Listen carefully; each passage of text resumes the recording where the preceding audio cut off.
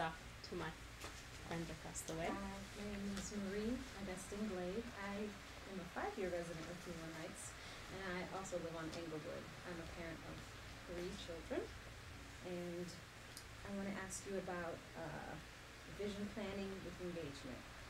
We believe effective organizations, including city government, need clear vision, goals, and plans.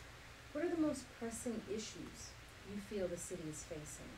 What type of goal setting or planning process would you propose for our community?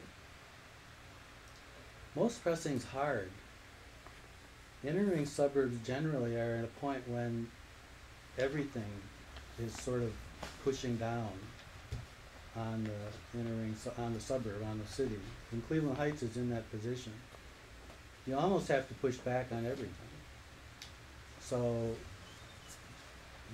from what I've heard, the schools here are not a problem. I would use that as an advantage. I don't know, if your kids are in public school, maybe you have a better handle on that than I do. But, so, using that as a point of leverage to get young working families into the city would be important to me. And working with the school board to make sure that the value of the tax dollar spent in the school and we get the best we can out of the school district would be important to me. Crime is a problem in some neighborhoods, but I think the tax rate, both property and income tax, is a problem in all neighborhoods.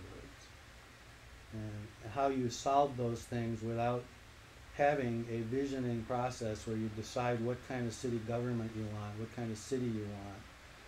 I mean, in some ways, the city as it is, with the strong business districts, there's a lot of strong neighborhoods, is good. And we should try to focus on areas where there are problems in neighborhoods and solve those as perhaps step one. But while we're doing that, we have to do other things, and a lot of other things at once.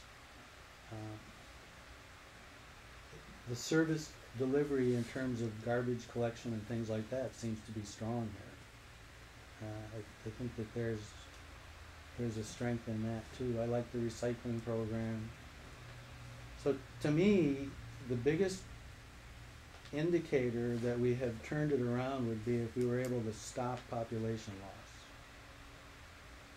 And before it hit a point when no one is going to move in anyway, so it's just stable, which some entering suburbs have hit. Not, I guess around here too, but I'm more aware of around Detroit. The vision would be to maintain the schools, to maintain the services that we have in terms of garbage collection, at least the quality, to look at the city government critically and figure out if it could be structured differently to provide services more effectively with a better dollar value, to do the same thing with the schools, and to somehow even out, make living in the city being the joy it should be, and it is for a lot of us, and try to take some of the burden off so that that joy can be allowed to rise. So I think right now, even if something simple happened, like we were able to talk a bank into knocking half a point off mortgages in exchange for us putting our money in their bank, that would help. It would help people on a monthly basis. But what I don't see happening is I don't see the city government here having the vision to actually think of that. And I think that's where my strength is I, like you, I'm coming in from 4 or 5 years in here. I've worked in other areas. I know what's worked. You know what hasn't worked. Sometimes more important. Yeah, sometimes. One of the things we did in Detroit, mass transit's always an issue. You can always improve the transit. If you improve the transit and you improve the flow of people around, you improve the chance to get good jobs, to go downtown and be entertained by the bad teens. You know, it just opens up doors a lot. Now, Cleveland Heights has a much better transit system than the Detroit area. There isn't even a train. And we were able to win through one of the senators there, $100 million commitment to start building a train line. So that kind of thing, I don't know that we need a $100 million train line, but working on transit is another area that I would be pretty interested in, because I think that could be that's also coming in from the outside and from where I do. The transit system here is a boom.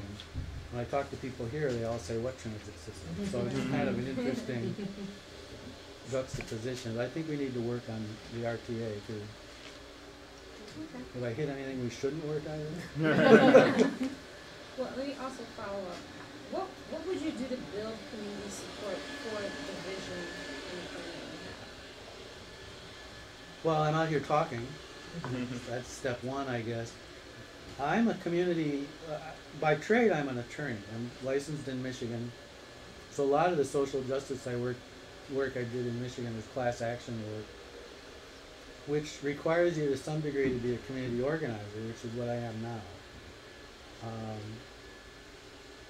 And my organizing work is around healthcare. And what my typical modus operandi is to sit down with people in groups and find out what the issues are, and then try to do some research together or me alone to figure out ways to solve those problems. I probably would not push a solution that didn't come out of the grassroots. Now, it might be that I come up with the idea and I run it by a lot of people first, and if someone says, no, that's nuts, you don't do it. But that sort of community building is what I do. Great. I'm Louis Paulus. I've lived here all my life, and I'm going into my senior year at Cleveland Heights High School. I have some questions about the schools. It's hard to dispute the interdependence of our public schools and city, yet close and supportive relationships are not a given. What is the city government's role relative to the CHUH schools and the Board of Education? Well, the legal relationship is pretty much nothing. And I think that's a problem. I don't know if I would fix it informally or formally, but there needs to be some communication between the two. Because one of the things I hear going around talking to people is that the property tax is way high, and people see that going to the schools. And some people see the schools as being wonderful and others don't. So one of the things I think needs to happen in this visioning process is that we have to start talking about the schools too, and we have to involve the school board.